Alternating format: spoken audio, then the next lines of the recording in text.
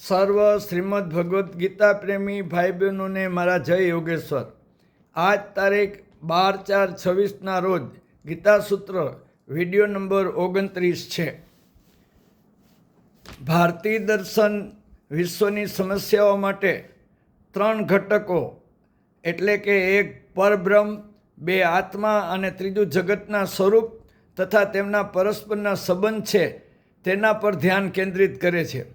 ભગવાન શ્રી કૃષ્ણ અર્જુનને બીજ મંત્રમાં ગઈકાલે જે વાત કરી હતી તે આત્માના સ્વરૂપને સમજાવતા ગીતા અધ્યાય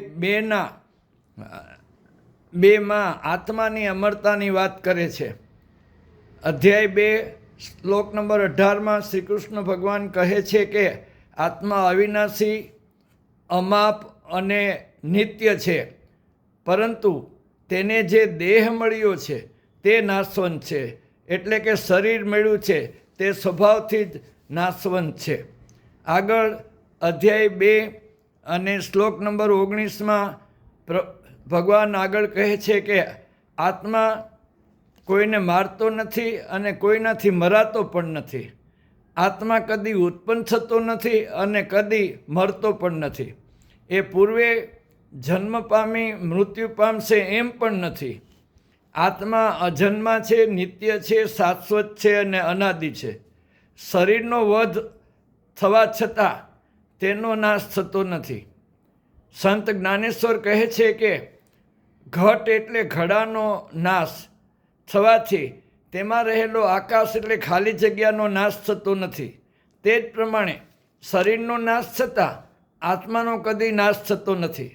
શ્રી કૃષ્ણ ભગવાન અધ્યાય 2ના 22મા શ્લોકમાં કહે છે કે મનુષ્ય જે પ્રમાણે જૂના વસ્ત્રો ત્યજીને બીજા નવા વસ્ત્રો ધારણ કરે છે, તેમજ આત્મા એટલે કે જીવાત્મા જૂના શરીરને ત્યજીને બીજા નવા શરીરને પામે છે.